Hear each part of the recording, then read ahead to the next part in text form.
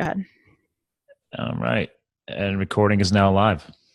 Cool. So what I'll do is, let's see. I'm going to pretend that I already read the bio. Do that another time. And then I'm just going to go right to the questions. Like, Scott, a great welcome to the show. Yeah, and then we'll just go through some of these questions. I'm pretty open with the flow. You're open with the flow, right? That's the way Live the Fuel goes, man. Our show is all open format, open conversational. The only difference between me and you is I'll do like a live intro right now, for example. And it sounds like you do the intro later and then you dub it in. Yeah. Cool. It's awesome. Everybody does things differently. So cool. Okay. Let me just see. Yeah, we'll talk about podcasting. And you had a marketing background, right? That's my primary biz. Yeah, because like another question I might add is something about like the way like men and women, like how we have very different styles of marketing.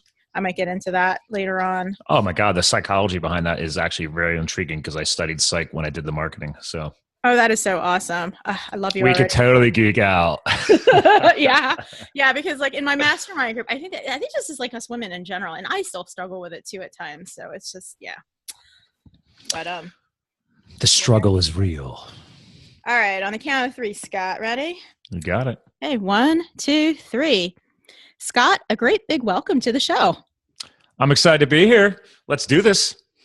Well, tell us a little bit about your background and entrepreneurial journey, and what steps did you need to take to make your business dream a reality? Oh, I like that. That's a nice little intro there as far as sending me on the right path. Well, I wasn't always an entrepreneur. I actually grew up in an entrepreneurial family and wanted nothing to do with it. I always like to explain that to people. But yeah, I was a farm kid and then started chasing like corporate dreams because I saw money there. Did a lot of growth there, worked for some major companies like T-Mobile and ADP Corporation and some other ones, spent some time in the tech space. And then went from that to going back to school, as we were just actually briefly talking about, and decided to go for a BS in marketing and psychology as an adult student. So I did that on nights and weekends. And because since I had the salary and the career to afford it, let's be real though, college education is not affordable. I still have about 50 grand I'm paying off, and I'm 40 years old. So anyway, fast forward on that story, finished the degree, got tired of the corporate world, went out west to serve as a federal hotshot wildland firefighter for 2 years. That completely changed my life. Came back and said, I'll never return to the corporate world again. And I'm going to start figuring out what the heck this whole entrepreneurial dream is about. And so it's been going that since, slowly building this as a side hustle. Probably started back in 2010, 2011 when I was doing the firefighting. Like my brain started shifting, right? And it started saying, okay, let's start getting back into the self-help, the self-development. So to answer part of your question of like, what did you do? Well, you can't, change the world overnight.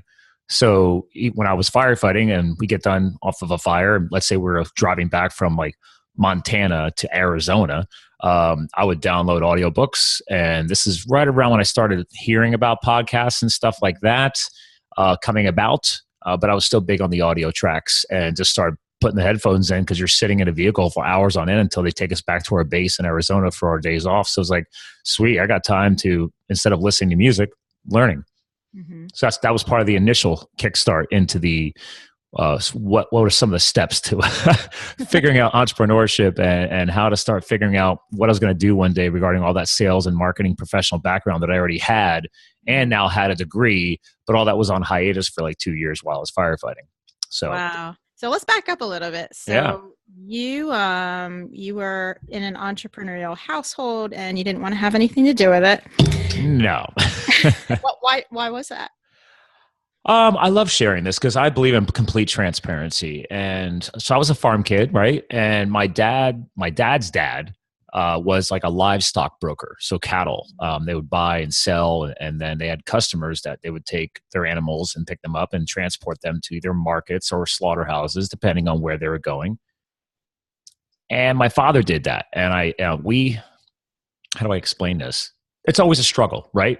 And I saw that as a kid. My dad and my mother and my father have never, at least in my life, I don't remember them ever owning a house. They would move, they would rent, The business was transferable to new markets. As the farms moved out or closed up, they would then follow the farms from New Jersey into Pennsylvania. So I saw some of that. I did not learn the best practices from my family. I love my father. I love my mother, and I don't regret that. I actually look at that as a great opportunity to see how people grow up differently. And anyway, I just saw a lot of struggle. And I mean, in the end, he always kicked ass, and we always had a roof over our head. We were never like poor, but we were definitely not like the upper middle class by any stretch of the means. So I just saw all that, and I was like, man, I want something different. I used to ride along in the truck with my dad. We'd go to the farms. Like, hell, I was probably 10 years old when I walked into a slaughterhouse and you see a cow hanging there, like getting, cut up. And like, you learn like, oh, that's where your food comes from. So okay. crazy lifestyle. I learned how to work hard as a kid and grow up and take care of animals and take care of things that are not, that you're responsible for. To be fair, I actually did have my first entrepreneurial experience as a kid because I used to sell eggs on the side of the road. We had a giant chicken coop, and we would raise chickens, and I would package them up, and I put a sign out on the side of the road in front of the farm saying, $1 a dozen eggs. Now nowadays, you could buy organic farm fresh eggs for like $5-6 a dozen. So I'm obviously giving you an example of before the word organic and all natural really even existed. That's basically what I had. Yeah, you were living Whole Foods life before Whole Foods became popular. Right? That's before Whole Foods even existed, probably. I don't even know. God, I mean, I'm 40 now. Let's see, I was 16, so do the math on that one. Yeah. So yeah, I didn't get it, and I didn't understand it. And I mean, fast forward to today, I mean, my father still runs that business. He's now niched himself into the organic market of animals and stuff. So it allows him to work less because there's a higher dollar value per unit, so to speak, as me and my business speak. And my younger brother has his own version of the business. They used to work together, but he spun off his own business. They basically split central Pennsylvania as their markets. And I've seen the struggle. Yeah. So, but fast forward to today, and I look down, I'm like, oh, there's a lot of things I could have learned from that, right? So now my father and I connect a little bit differently. I still don't completely agree with everything he does in his business and practices because I actually have a different level of education, but he's never worked for anybody but himself and his customers. So he's a true entrepreneur. So sounds like it. And then what brought you to firefighting, Scott? A short-term romance. Oh, okay. There's always a backstory. I went to a house party with some friends years ago. This is while I was kind of like in the corporate thing and chasing the money, and I was kind of an idiot. And I was just kind of going through life, man. Like, oh, I'll just if I'm not happy where I'm at, I'll just go for a promotion and work my way up. Anyway, I went to a house party, and I met this girl. Her name is Shasta. She's named after Mount Shasta in California. So you could tell her parents were probably hippies because her sister's name was Denali, as in Mount Denali from Alaska. So I was like, oh, okay. Anyway, she was living here in Pennsylvania, but she was from Nevada. And anyway, we briefly had like just a fun, casual, hey, it's only a month or two because she was moving back west. And I was like, oh, what are you going to go do? She's like, I really love working with people and helping them feel better. She wanted to become a professional masseuse. And she found a program in Vegas that was very expensive. So she's like, I'm going to go back and be a hotshot wildland firefighter. And number one, I'm on the East Coast. So I was like, what the heck is a hotshot wildland firefighter, let alone what is a wildland firefighter, right? There's two different tiers there.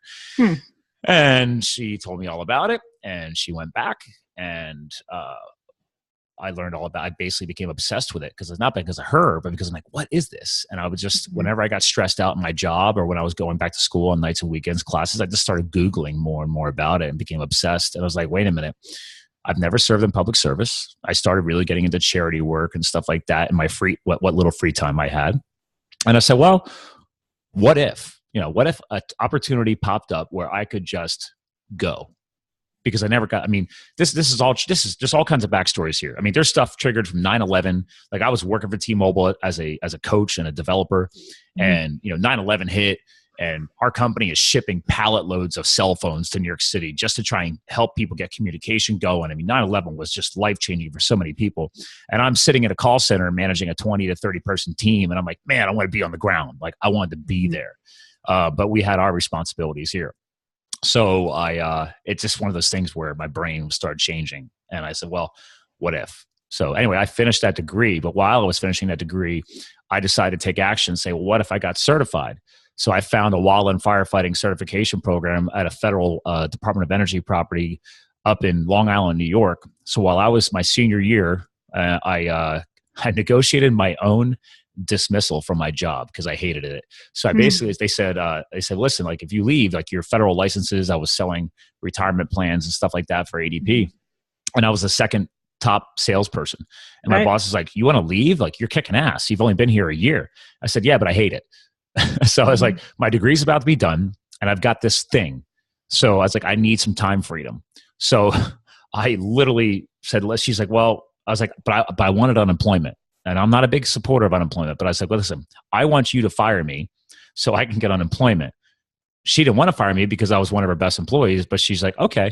But she's like, it could potentially cause a problem with your federal licenses. I'm like, I will never sell retirement plans ever again. I don't care about my federal licenses. Take them. So anyway, so I got her to fire me and I got the unemployment. So I had a little extra money to help just cover me while I was finishing that senior year. Went to New York when I wasn't taking classes. Luckily, a lot of my classes started getting more online. This is 2008, 2009. Yep. And studied in a program there for 2 weeks. Finished it. Came back. Now I'm a certified wildland firefighter. Connected with the instructor there. He invited me out to Colorado because I was one of only 2 people out of 30 that raised their hand and said they wanted to be a hotshot. And he said, well, if you want to be a hotshot, you got to get out to another academy. You got to network. You got to get connections. He's like, because you have no firefighting background. And he's like, hotshots don't just hire people like you. He's like, that's an elite position. And I was like, well, if I'm going to do this, I'm all in, man. I got to be a hotshot. So yeah. Anyway, so negotiated my own dismissal, had the unemployment at least cover me while I was finishing that certification, graduated, then went to Colorado in January 2009 to go to that fire academy. So now I'm degreed. My resume looks awesome. I've got some unemployment covering my bills while I'm in that academy. Boom, get connected, network with one of the instructors over lunch who happens to be a new interim superintendent of an elite hotshot crew, one of the oldest in the country based in Arizona. He likes me, yada, yada, yada. I'm hired. I show up out there in April of that year. Sorry, this is 2010. April of 2010, boom, I fight fire for the next 2 years. And I get to learn what it's like to get very humble because everything that I'd done prior to that meant nothing to them. Basically, you shut up, you put your head down, you dig in the dirt, and you make sure you're protecting your fellow firefighters around you while, keeping yourself alive. And there's all kinds of backstories on that. Wow, that's amazing. Yeah, it was life-changing. And would you say that the lessons that you learned from firefighting translate into what you're doing now? God, yeah. And just so many different things. I have like old videos that I put on my YouTube channel that a professional photographer, video guy shot for me. So I look very professional, but we have all these little themes like, how's a wildland firefighter apply to entrepreneurship? Stuff like that. And I mean, I just for your listeners right now, they just got a taste of that, right? Like I kind of hinted about, man, I got to network. I got to connect, right? I have no background. Nobody knows me in the firefighting community. I'm just this guy who, I grew up on a farm and I've run marathons. So I'm athletic. I was a certified spinning instructor at the time. So I have no problem. When I did that academy in New York, they have you do a pack test. You have to speed hike. You're not allowed to run. You have to speed hike 3 miles in less than 45 minutes with a 45-pound pack on. And I crushed the whole class. I finished 5 minutes ahead of people. Even a Marine that had just left the Marine Corps, I beat him. I'm that driven. So, but the point was the mindset's important. The physical aptitude was important. But even with that, and I'm an academy guy. I thought that would help me.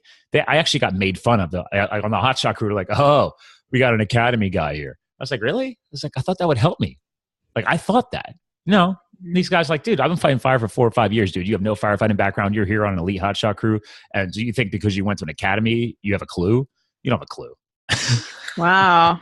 So it's just, you could take a lot of these little stories and apply it to what it's like to try and kick off a business. Maybe you're a brick and mortar entrepreneur and you open up in a market where there's already 2 or 3 top competitors. Hell, let's look at it from the fitness space, right?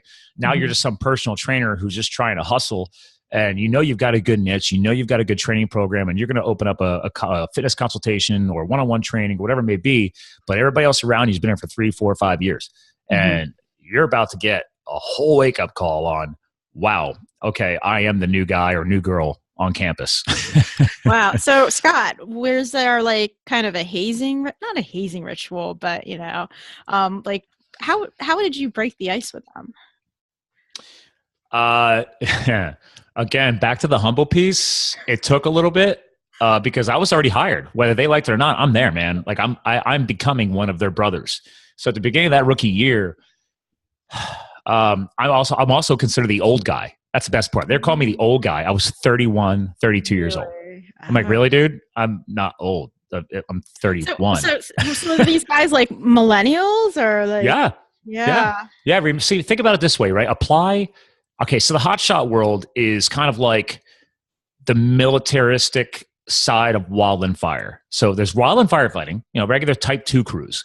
And then there's something called the type 1 crew, which is you got to be like an adrenaline junkie. You got to have a little bit of crazy in you. That's what I've been told. And actually, real quick, last Friday, a movie came out. So now called Only the Brave. And it's a story of the hotshots.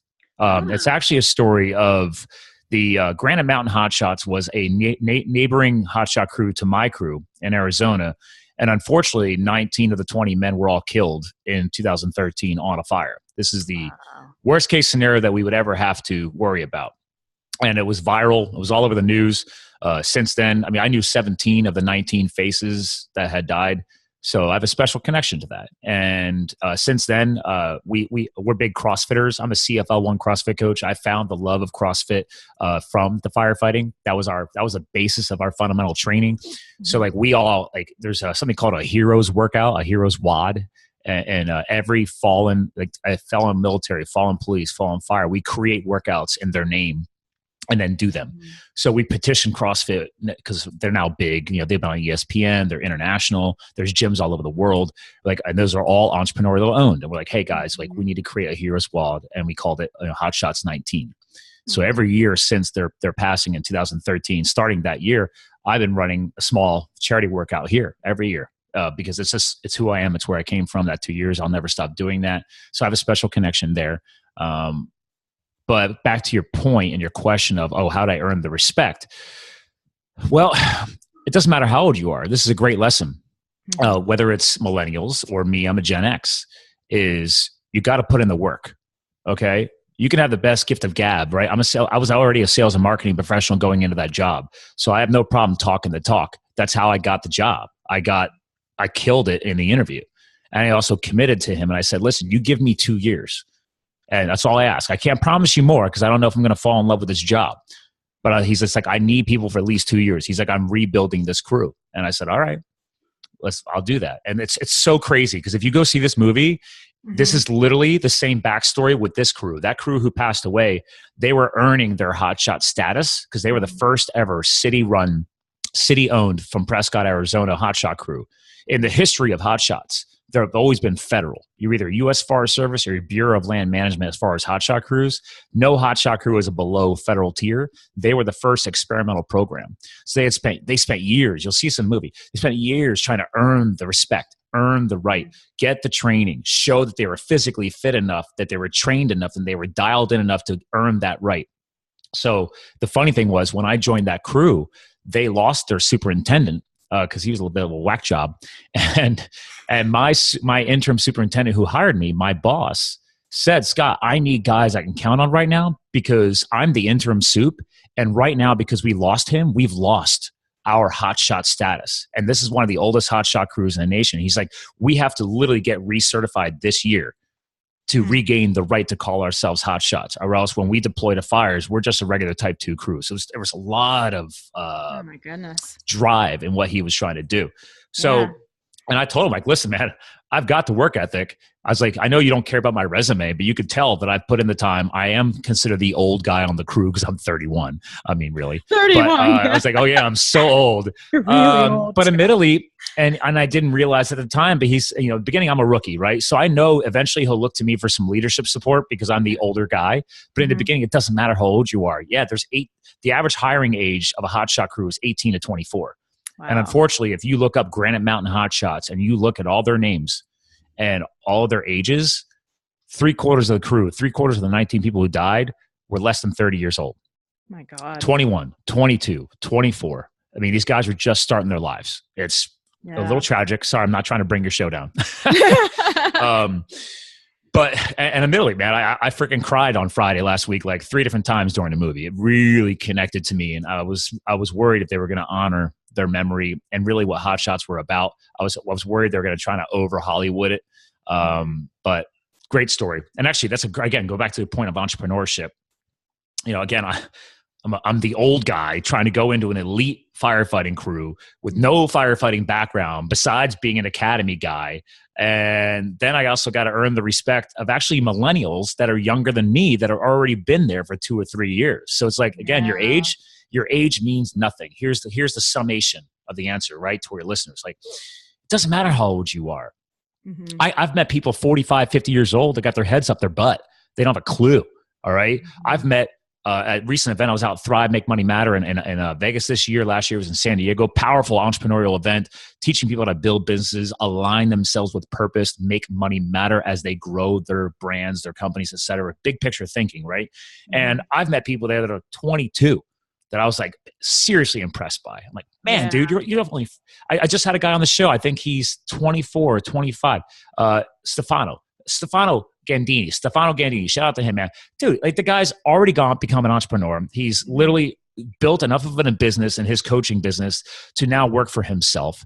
I was like, dude, I did not have that clue at 25. I was still having like the quarter life crisis, stuck in the corporate world, trying to figure out my romantic life, blah, blah, blah. Like I was like, dude, you're 25 and you got a clue? And I've met female entrepreneurs the same way. It's like, holy crap, dude. Age, sex doesn't matter. It's, can you put your head down? Can you put in the reps? Can you put in the work? And then not just earn the respect from others around you, but then earn the respect for yourself. Right. So Scott, do you think, okay, so we know that, you know, you put your head down, you do all the work. Is there something else that the millennials know that we don't, that we're just not clued in? Like, I'm also 40, I'm a Gen Xer, so I've experienced the whole quarter life crisis. And, you know, I myself, like, you know, when I have clients, some of them are millennials and, you know, I have to speak their language. So what do you think they have that we didn't learn? Well, you know, I'm going to actually give you a double answer. There's awesome things and also opportunistic things with the millennial generation that they need to know, because I've taken it upon myself. It sounds like you and I have that in common where, okay, we're Gen Xers. We are the prior generation. And there's already a ton of rub between the baby boomers and the millennial generation from if people have jobs, because they just don't connect. Like the baby boomers don't have a freaking clue. They're hiring consultants to come in and teach them how to manage and grow millennials. It cracks me up. And the same thing, it's the same thing too. I got buddies that are Gen Xers like me, 41, 42. I just turned 40 literally last month in September. And I was like, okay, well, they're complaining. Like, okay, I've got this supposedly driven millennial working for me, but yet he's not willing to put in the work. And so here's the crossover that I was kind of hinting at, right? I've met some driven millennials. And one thing they are getting is that they know that they can do more. They don't have blinders on. Whereas maybe in the Gen X world, a lot of us had blinders on. Like when I was doing the corporate thing, I thought I was supposed to climb the corporate ladder. But one of my mentors years ago, a great quote for your listeners, and pardon me if I could say it this way, but he's like, dude, every time you climb up that next rung of the corporate ladder, there's still somebody else's fat ass above your head. And I was like, wow, thank you. This was my boss. This was my boss in the corporate job. I was like, so what are you trying to tell me? Because I was like, we were literally in a career pathing conversation. We were having a one-on-one coaching session, and he was trying to help me find my career path in the company. And I was like, you're not exactly inspiring me right now. He's like, Scott, I'm being a realist. I want to tell you how it is. He's like, if you can deal with that, then cool. You've got a chance, keep going. But if you can't deal with that, you might want to start looking for other things. And he was the first mentor that ever kind of pulled the wool off my eyes, so to speak. Mm-hmm. So whereas now I look at the millennial generation, I love it. There's a lot of drive. There's a lot of passion. They hear and they see, thanks to social media, that there are people out there getting it done and finding a way to do things outside the box, launch online businesses, launch online successful shopping carts, websites, heck, blog, podcasts, whatever. But the flip of that is that there's a lot of millennials. And to your listeners, guys, I'm not ripping on you. I'm trying to guide you. Is that there's a lot of millennials, okay? Because again, that's my target audience in my podcast too. Is they're trying to rush it, okay? They're not. Some of them are not willing to put in the work. They want everything now. So here's the balance: have the psychology, have the drive, have the mindset that you know you're capable of more, and that you are looking for mentorship and coaching along the way. That's the other secret of that generation. They get it. They're looking for guidance. They're looking for mentorship. When I speak to other Gen Xers that are in leadership positions or the baby boomers, that's the biggest thing I teach them. I'm like, guys, they're looking for guidance. You see them as being needy. They're not needy. They're just looking for a mentor and a coach to help them find their path. If you can be that approachable and be that big picture thinker, they will be loyal and they will get the job done. They're just looking for that inspiration or that draw that coincides with their burning fire, right? Like my logo, I got fire in it. It's the same thing, right? You got to fuel the fire, right? Yep. So, but you got to do it in a different way, man. You got to think outside the box. It's a different generation. The millennial generation is the biggest generation yet to hit the professional workforce. We don't have enough Gen Xers to backfill the baby boomers that are retiring. Right. So we got to look to the next generation. They're looking for the guidance. They're looking for the coaching. They have the drive, the passion, the fire. But again, back to my prior point, some of the millennials are trying to rush it. Listen, guys, you want to launch a very successful company? At least learn what it's like to work for a company, because eventually you may need employees. And if you do not know how to build a company that knows how to build a career path and grow employees like you want, how the hell do you expect to build a company? You've never spent time in one to learn from it. So I'm not trying to say go out and get a job, but in some cases you do. Okay, you got to know what it's like to work for others, work alongside of people. Same thing with the firefighting, right? Yep. I thought, I went to an academy. I'm very fit. I'm very driven. I probably still had a little bit of that overconfidence because I know that I've already done more in my life than these other guys in my fire crew, but I had no fire background. So two of my squad bosses say, Scott, we love your drive, man. We love your passion. You are Mr. Positivity. On your days off, you're out mountain biking, skydiving. I'm that guy. I mean, They literally, hold on, the sign behind me here for the video feed, I was nicknamed Mulventure. Okay. My last name is Mulvaney. This was handmade. I forget what tribe. It's a New Mexico-based tribe. I had 4 different Native American professional firefighters on our crew from 4 different tribes. It was awesome, but it's one of the New Mexico ones. But anyway, his wife made us all signs at the end of the fire season when we had our end of season party. And that's our crew logo, the skull. And PVIC was Pleasant Valley Interagency Hotshot Crew. But I was the only one that she put a nickname on there because everybody called me Mulventure. But the point was, all that didn't matter. When it came to on the fire line, you put your head down, you put in the work. Your work sells itself. People will see that you have that drive. You don't have to tell them you have the drive. Show you have the drive. You say you're really, really fit, show it, okay? Your behaviors, your actions will show it. People will see it. And I was not really recognizing that, and that was my big lesson. That's kind of my tie over back to the millennials. Like, guys, are you actually willing to show people that you know how to get it done? Because running your mouth ain't helping. It didn't help me as a rookie firefighter. I had to shut up, put my head down, and dig. Like, literally, actually dig fire breaks. Cut them open with chainsaws and actually dig in the dirt. So, that's awesome. So, let's see. How long have you been podcasting for? You have a podcast. Launched it just over a year ago. So September 2016. I had been a voracious consumer for, at least 4 years. So I just finally got to the point where I'm like, wait, I know enough. right? I put in the reps. There you go. We're tying it right back together. It's like, I've been listening. I have all the different apps. I follow the websites. I'm a sales and marketing professional. I help people grow brands online. I'm like, why can't I use this to maybe grow a different angle on my brand? Because I love podcasts that much. Yeah. So for all you listeners out there, just to interject real quick, Scott Mulvaney and I actually met at the MAP conference, the Mid-Atlantic Podcasting Conference in the Philly area. MapCon. Yeah. Shout out to Joe Pardo and team. Yeah. He's definitely an inspiration. Super Joe Pardo. Absolutely. Yeah. So got to connect with a lot of podcasters. And that was actually my first podcast conference, Scott. I believe so. Others as well? And MapCon was my first 1 year ago. I literally had launched the show that week of finally going to MapCon. So it was like everything was tied together. Yeah, that's awesome. Yeah, I had started my podcast in 2015, but it was very inconsistent. And then I decided to up level like 1.5 years later and just be like, this is stupid. I can do better than that. And so I did. Instead of, I made the biggest mistake, of course, of putting everything on the website server instead of buying separate hosting, but that's a different story. Oh yeah. You got to have that's okay. There's all different kinds of podcasting hacks. But again, right? You didn't know until you made that mistake, right? I mean, now granted, this goes back to the importance of investing in mentorship and coaching and find that way. Like I had a coach, the guy who spoke at the previous year's MapCons, Michael O'Neill. He's the host of the Solopreneur Hour podcast, very successful. He's had his show about 4 or 5 years now. And,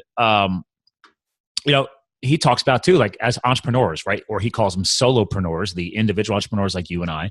It's like, listen, you have to put in the reps, man. Like those mistakes, those failures, that's what teaches you the most. Goes again, we're going full circle again, right back to what you were talking about for the millennials or Gen Xers. Like guys, like if you don't start taking action or start putting in the work or go get that job in a couple of different roles that may potentially be how you want to run your company, like you don't know. And you never made mistakes in that position. So how are you supposed to learn from that and use that in the future to grow your own business, right? Yeah. That's how I look at it. Absolutely. And and half the time you can't really see, I mean, I think a lot of us, when we start out as entrepreneurs, we have this vision as to what we want, but usually the vision and like the implementation of that vision are two totally different things. And it's like what you said, when you went to the academy, everything that you learned there was pretty much, you have to learn on the job. Right. They covered the by the book basics. But one thing I learned really fast when we got assigned for our first fire was, holy crap, here's reality, right? They talk about it, they have you study it, they have you memorize it, but it's a whole different world till you get out on that fire line. And that goes back to being a business, right? Like you think you're prepared for everything until you turn that website on, or you turn your podcast on, or you open the front door of your new studio. Or a friend of mine, she became a yoga business owner. I have another friend of mine, him and his fiance decided to open a yoga business, and now they're actually closing their yoga business. So it's like, right, there's a success story in there, and then there's also a failure story in there, right? They bit off more than they could chew. They rushed it. It's a whole different backstory on that. But it's like, again, if you're not at least taking action or willing to take the risks, how are you supposed to learn? Yeah. And I'd love to tie this to women entrepreneurs. So you're a sales and marketing guy, and a lot of my audience are women. And and most of the guests that come on my show are women, but I would love to get your perspective on visibility and the differences between how men and women market themselves. And especially when you're putting yourself out there, it seems like, men are just conditioned to like be the go-getters, just put yourself out there. But I think us women are just still really squeamish. Like, can you tell us a little bit about the psychology and any tips on how we could overcome this? Well, let's see. Wow. That could be like a whole freaking webinar. Let's see. Let me start with some basics. You ever hear of the VAK learning method? No, haven't. So VAK, V-A-K, visual, auditory, kinesthetic. So whether you're male or female, many of us learn priority-wise one way out of all three more than the others, right? So maybe think back to college. I'm definitely a visual learner. I loved being in class where I was hearing it and maybe doing it in front of the class, but obviously you need to visually, you need to be there. Other people, or, kinesthetic, being in the moment, like doing it, actually doing it. Like I talked about the firefighting, right?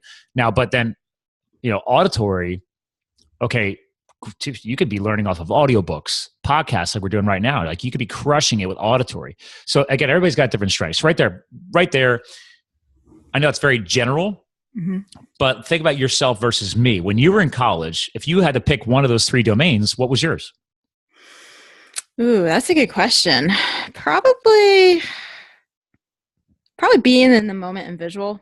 Okay. Now, let me add a variable now that I got you out there. Now, so for me, in the 90s, late 90s, when I decided to go to college at Penn State before I withdrew to work for a couple of startup companies, I was originally an engineering major because my friends were doing engineering, and that's what guys do. And it's like, I didn't really take the time to actually think about it. Is that what I want to do? Anyway, at the time, my study methods were way different compared to when I went back to school as an adult student, after being years in the workforce, trying to build a career with a guy like me with no college background. So in the 90s, I definitely valued being in the class, and my home studies were terrible. I was like ADD when it comes to studying at home, but everything that I learned in the classroom clicked. Now, fast forward to 06 to 09.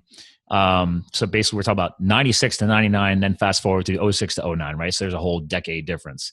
And my learning shifted. I still valued being in the classroom, but technology has changed. I'm doing more online learning, and I'm sure a lot of your female entrepreneurs squeeze in, hey, let's do an online class. Let's do online webinar. So now I've got to learn a little bit differently. And I also realized I'm only going to be in class once a week. Actually, when I first started the one program, they were doing twice a week plus online. Then they realized, wait a minute, we only need these people in the classroom once a week. So now I've lost one of those full immersion days, which, to be fair, huge schedule opened up, right? I don't have to commute back and forth to class. So there's a pro and a con there. But then obviously with webinars and video, that helps improve some of that. But in the beginning, they were just having us work from home, upload our content. There was no live video chats. They had like a messenger board. So we were like messaging each other. So I was really missing the visual, but also really some of that kinesthetic, like getting into it with everybody. Which, by the way, I still tell them to this day, since I was a psych guy, I'm like, guys, marketing is one thing. I could do that.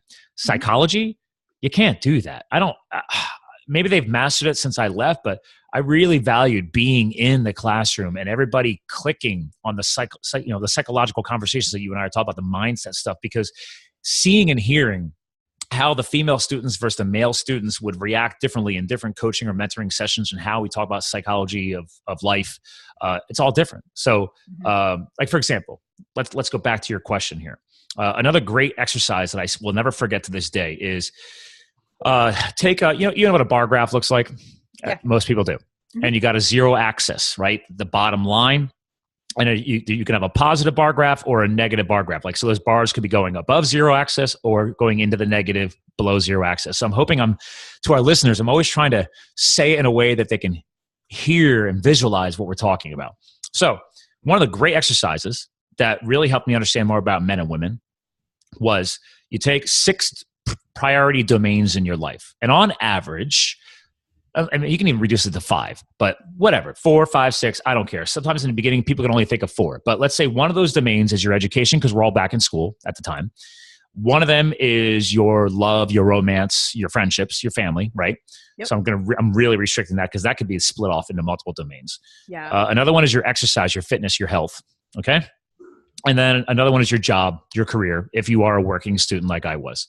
So right there, I'm going to stop right there. That's just 4 huge domains. Yeah. Now they said, okay, psychological stress, psychological analysis, men and women, go. So we went up to the dry erase boards. Everybody drew their graph, and everybody listed, out of all 4, what ones they thought were positive right now and which ones they thought were negative right now.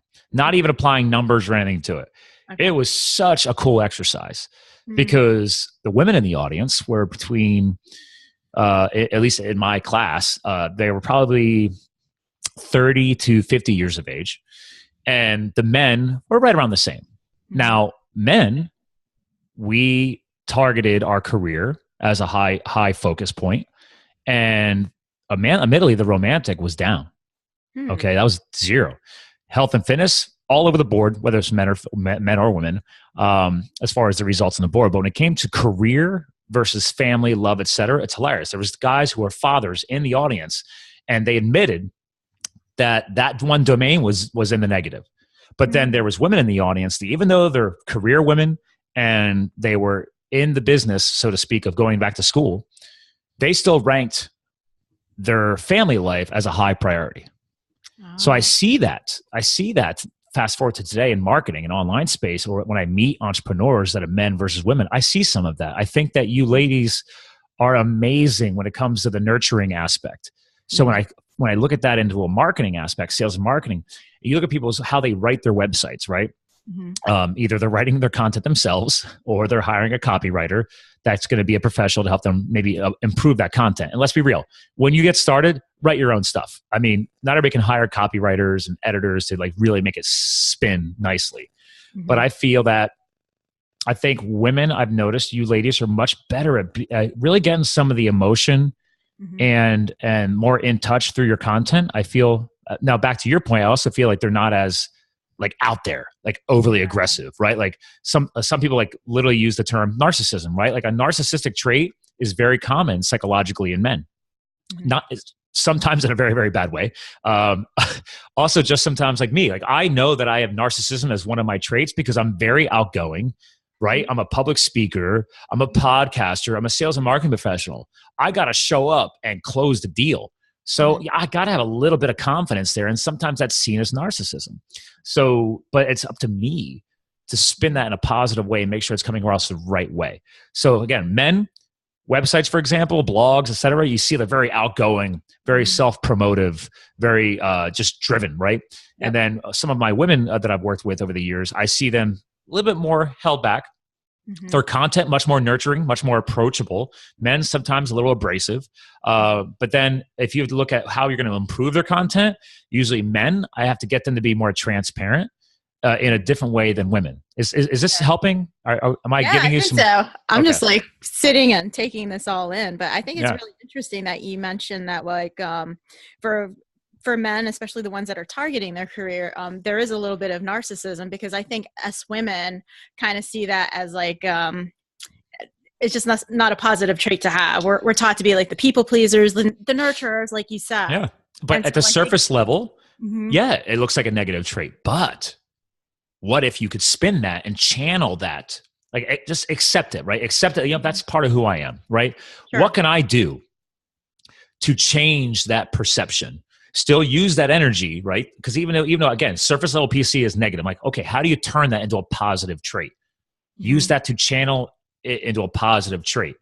Like, for example, years ago, very narcissistic. I was told this, sometimes abrasive.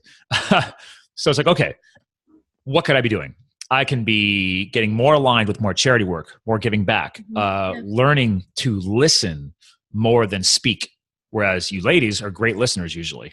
And then I have to get you to come out of your shell more and get that confidence. Like my own fiance, I love her, entrepreneur. Okay. Her and her business partner used to work for this, pardon the term, douchebag vet doctor, jerk, chauvinistic pig.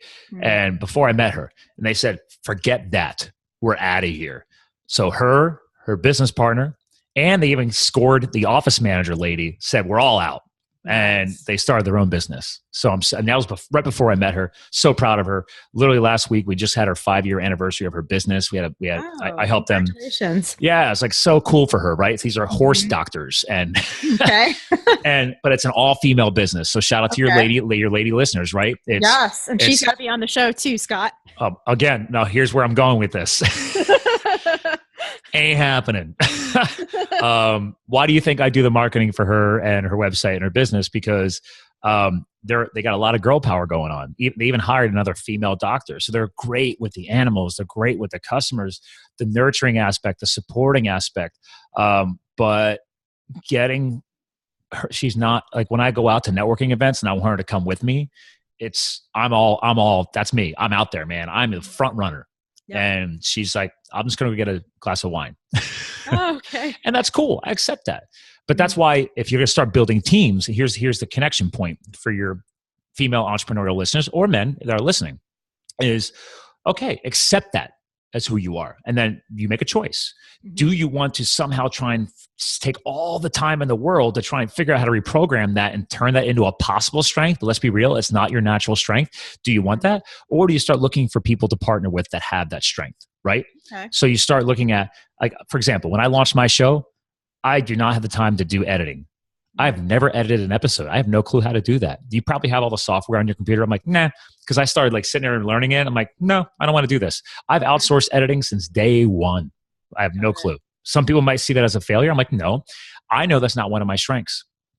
So a powerful book I want to give you guys for your listeners. Have you ever heard of Mike McGrath, or is it Mark McGrath, whatever. But the book is called Strengths Finder 2.0. Oh, yes. I've heard of that. Amazing book. Like I give away like a free guide on my website. You know, people are like, you know, email, boom, boom, send you the PDF. I built, it's one of the books that I recommend in there because it's one of those psychological analysis tests. You have to buy the physical book because they've got a special code in the book that's a unique code for you.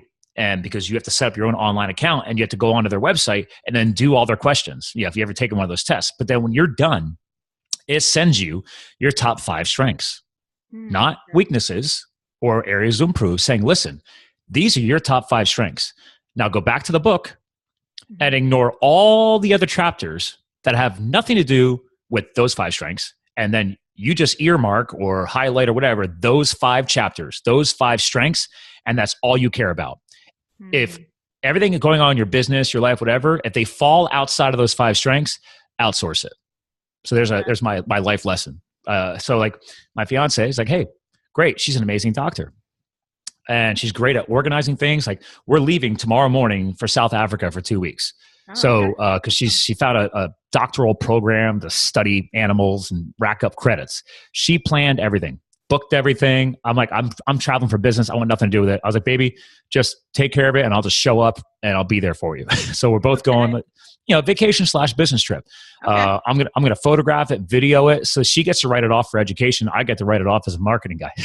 Oh, okay, very, very. Right? Smart. Be smart about it, right? Yeah. That's how you align life with business when you're an entrepreneur. I love it, Scott. That's awesome. So yeah, but I think this is a good point. Like knowing your strengths, so you could outsource like weaknesses, and especially if marketing is not the big thing for you. However, in the beginning stages, we are going to have to put some of ourselves out there. And I don't know. In some ways, I've learned that if we see marketing more as like a place of service, as opposed to, and what you were mentioning, like channeling that to charity work or something, I think there's a better chance that we're going to put ourselves out there more. And it doesn't have to be the same style as the guys, but maybe in our own way. You know, I'm going to back you up 110% on you ladies are amazing when it comes to charity work. I mean, I feel like I'm always the weird guy because like for example, all right. So for example, let's see, I literally was just talking about, so right now, for example, I'm raising money for cystic fibrosis for our local chapter of the Cystic Fibrosis Foundation right now. So I just came last night. I just got back from like doing 1,000 miles of travel all over upstate New York for business, came home and literally had time to go get a haircut, have them clean me up and go right to this networking event for all the people like me that are the nominees this year that are raising money for the local chapter. So we're all hanging out at a restaurant, grabbing a drink. I'm the only dude. Really? I mean, now there is 1 or 2 other guys doing the fundraising, but they don't come to events. Interesting. Which it's interesting, right? Because normally us guys have no problem going to networking events. If I go to a professional networking event, conference, etc., it's usually dominated by men. Yep. But let's flip it over. Like the jacket I'm wearing right now, it's got the A. You can see it on the video here. So I've been an isogenics guy, nutrition business. It's been one of my side businesses since I was a firefighter because I started using their nutrition back then. It is built on the network marketing business model. When I go to those events, I'm the odd man out. It is female powerhouse. So the network marketing industry, the profession of network marketing has morphed a lot over the decades. Back in the day, it was, everybody made fun of it. People were calling it crap. There's still old school people who still think that, but it has grown and become much more professional. So it's no longer the MLM world or the multi-level marketing world. At least with this company. This company is about building something professionally. And if you don't want anything to do with the business, then just eat, drink your shakes and enjoy your healthiness and don't ever worry about the business. But anyway, when I go to those events, again, I'd say 75, 80% ladies. You ladies are great at communication, networking, talking to each other. I learned that back in psych class too. Like they said, listen, if you had to pick, you had to walk into a place and see two circle-ups, like a circle of men and a circle of women in two different sides of the restaurant, I guarantee you ladies will talk about anything and everything. I mean, maybe you could back me up on this, but it seems like nothing holds you ladies back. You share, you're transparent. I mean, my own fiance, like sometimes I'm like, you girls talk about that? Really? I mean, we're talking about like romantic stuff, like physical, you know where I'm going with this. Yeah, and then us guys were like, hey man, how was that game? Yeah, exactly. Right? And so like, I have a buddy of mine going through a relationship problem right now. And I'm like, hey man, when you want to sit down and have a man-to-man talk, like I'm here for you. But a lot of guys aren't willing to dig deep, do the self-work, get emotional, show the vulnerability. I was guilty of it too. I'm still improving that. But once I started putting in that kind of self-development, that's what really started building a more serious relationship for my fiance and I, because we literally broke up for 3 weeks. I told you, I will share anything on a podcast. I don't care. She broke up with me because my head was up my butt. And I was still stuck in tough guy firefighting world. And even though I was back here and I wasn't living in the moment, right? And I was never really giving her a full chance. And you ladies, man, like once that light switch gets thrown off, it's almost virtually impossible to turn that back on. And she was like, I'm done. She's like, I don't have time for this. We're done. Okay. So for the next 3 months, I realized something about myself. I'm like, wait a minute, was that her or was that me? And if it was me, what the hell's wrong with me? Because I'm that self-driven. I want to like fix crap because as a guy, I'm a fixer. Yeah. So I was like, all right, I'm going to try and fix myself. I dove into the psychology, the self-work, everything. And then realized one of the biggest things out of all that process, because that's a whole different show, was willingness to become vulnerable. Okay.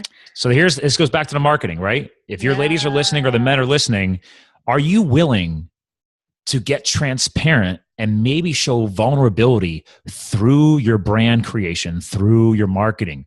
Because you can't beat the purity of that. And that's something that I am trying to teach to others. It's like, dude, get transparent, man. Show some vulnerability. Because then people will be drawn to you. They're like, whoa, you really don't hold anything back. Not everybody's ready to open up the book wide open, but just start thinking that way. Scott, I love this because actually next month I'm going to be doing a vulnerability workshop. Get out. I crap you not. Are you hosting this? Yeah, I am. This is awesome. Yeah, PHL Bloggers. It's going to be in Saxby's in Philly. So it's in the Saxby's UPenn. Yeah. I was just down there like 2 weeks ago. Yeah. Yeah. But wait, you said at UPenn? Yeah, the UPenn. That's where my fiance went to school. Oh, no way. Well, she went to Cornell. Okay. But then she took the final doctorate at UPenn. Oh, that's so funny. Wow. But yeah, anyway, so it's hosted by the PHL Bloggers by the fabulous Christina Capello. Shout out to you. Love it. We met at NEPA BlogCon a couple weeks back, but yeah, most of her network are, I would say, about 90% female bloggers, and we constantly have to put content out there, whether it's video, podcast, written format. And yeah, it's like, I think there's like this sense of comparisonitis, like these FOMOs. You see what's out there first, and I think we're way more cautious. You guys, like what I like about you men is you don't overthink things. You guys, and that's why I just love like your. Oh yeah, I just take action and do it. Yeah, exactly. Whereas like we're like, should I do this? Should I post that? But that lady is more successful than I am, and it becomes like. And that's just it. Like you got to stop with the comparison stuff. Us guys, we compare stuff too, but we also realize, you know what? Forget you. I'm posting it and it's either going to work or it's not. And if it doesn't, I'm going to learn something from that. And trust me, there's some ladies out there who do definitely embrace that and get it done. And like I said, there are some women that I respect in that Isogenics company that are just I have nothing compared to them. They are kicking ass and taking names and growing their businesses because they found something they love and they're passionate about, and they're growing their teams, and they're awesome. But not everybody's at the same point. And this is a little tagline I've been using more the past few months. We're all at a different place on the timeline. On my show, we talk about health and nutrition and fitness, but we talk about health, business, and lifestyle. So whether it's your lifestyle, whether it's your business, your entrepreneurship, whether it's your health, your fitness, whatever, we're just at different places on the timeline. That's all. And as soon as people can realize that, take a deep breath, accept that, own that, and then it's like, all right, how do I get to the next little notch of the timeline? Not to the end of the timeline where that person already is. Stop comparing. Okay, great. They got there. That means you need to flip your mindset and say, great, I'm going to get there too. I can get where they're at. It's just I'm on a different place on the timeline. They might have put in a few more reps than I did. They might have started a year or two ago. The other thing is stop trying to copy everybody. Okay. Have the cojones to be yourself, build your brand. Don't copy everybody else because you're just going to look like everybody else. Find ways to become vulnerable, to become transparent, and get who you are into your brand, into your website, into your blog, into your podcast. I don't know. Are you feeling me on that? I'm loving it. And I just love the authenticity of it, because I think we forget that, you know what, everybody has their own experiences. Everybody has their own, something to offer. We might not see it, but you know what, you find some way to differentiate yourself just by like being you. And, you know, I'm struggling with this too. I'm still trying to figure things out. I certainly don't have all the answers myself, but at the same time, you know, I'm not going to keep that from like, it's not going to, let's just say, put it this way. It's not going to hold me back from posting the next podcast or the next blog post and whatnot. Absolutely not. So yeah, this has been great. I think we're going to have to draw this to a close though. I've got my son's Halloween parade. And we're Sweet. Yeah, he's an astronaut this year. So I love it. I think the astronaut needs to make a comeback. All right. Because like I know the space program is not what it used to be, but that's been a long-standing costume for decades. I mean, granted, we're not getting on the moon anymore. We're trying to go farther than that. But yeah, let's bring that back, man. Like you should put like the Tesla logo on it because it's the same. You know, obviously, because the founder of Tesla is doing a lot of stuff in the space program. But that's fun. That's cool. How old? He's 6. Yeah. Wow. He's in the school system now, and all more that. power to you. My girl and I, we want nothing to do with kids. I've coached ski racing for kids for 11 years. So dealing with 20, 30 rascals on skis is special. I just ran a mountain biking race here locally last weekend.